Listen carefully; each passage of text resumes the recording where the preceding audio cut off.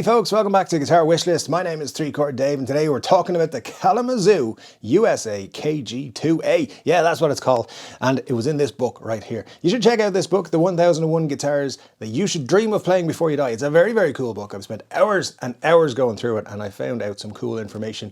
Check it out, links in the description below to check out your copy. Now, Kalamazoo USA Guitars is a very interesting story, and how they came about is even more interesting.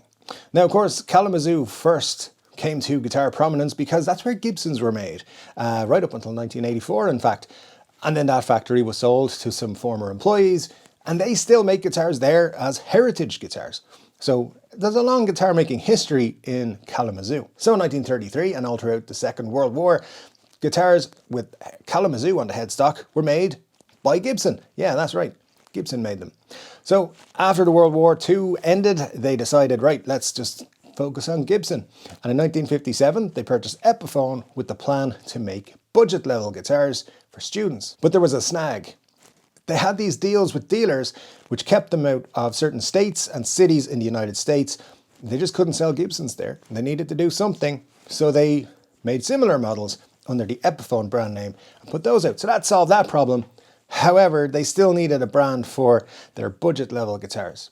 So in 1965, they came up with Kalamazoo USA, so basically reviving the brand. And what they put out in 1965 was this, a Fender Mustang. Anyway, it had bolt-on neck, it had Melody Maker style pickups, and it had a very Gibson-y vibrato. You also had a body that was made of MDF. Yeah, they didn't use mahogany or alder or basswood or anything like that. No, MDF. Some people referred to MDF for a long time as masonite. It's basically not really wood, but anyway, that's what it is.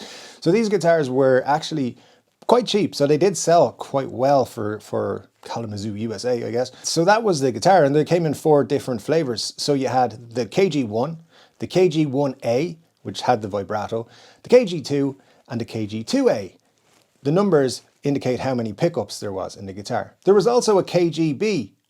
Wait, it was a bass. Did they call it the KGB? That's weird. So that's what they came out with. There was 3 colors available.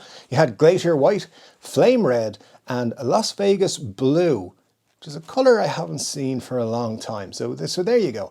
That's an interesting one in its own right. Now, between 1965, as I said, and 1968, they produced these guitars very much as knockoff Fender Mustangs to appeal to probably the same audience that were snapping up Fender Mustangs to beat the band. But in 1968, I guess they might have got a strongly worded letter telling them to stop doing that, and they did. And in 1968, the KG2 and the KG1 became basically scaled down versions of the SG, which is very cool in my opinion, and I really like what they did with it there. But both models were very simple. They just had a single ply plastic pickguard, all the electronics and everything were mounted onto that, and that was screwed into the body. And there you go, there's your guitar. So these are a very interesting entry in Gibson's history. Kalamazoo USA guitars, kind of forgotten about by a lot of people, but they were the first real commercial use of MDF, or one of the very first uses of MDF in commercial production. So that's an interesting thing in its own right.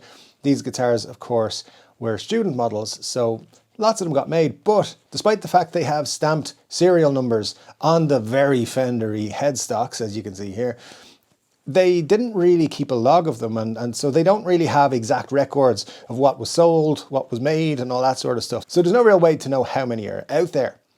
However, people are always saying to me, oh, I could never afford a 60s guitar or a 50s guitar or a 70s guitar. Well, good friend, you are incorrect, because so I like old guitars, I like vintage guitars, and people are always telling me that they're so expensive they could never afford them. But here's the great thing about the Kalamazoo USA guitars. They were meant to be cheap, and they're still pretty cheap. So a 1965 or 1968 version was going to cost you less than $1,000. So right now on eBay there is a 1965 Mustang version in the fire red for less than $750. And if you wanted to go with the SG looking version, you'd be looking at about $849 also on eBay.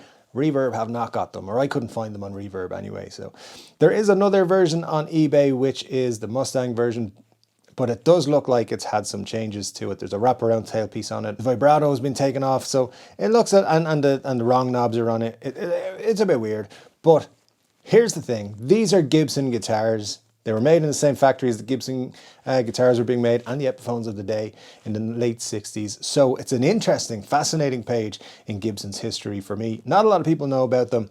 I think they're pretty cool, and I'm going to add one to the guitar wish list. And someday, that means hopefully it'll get added to the collection. Anyway guys, let me know your thoughts on the Kalamazoo USA KG2a, the SG version. Anyway guys, thank you so much for joining me. Let me know what you think of these guitars in the comments below. Don't forget to subscribe and like the video.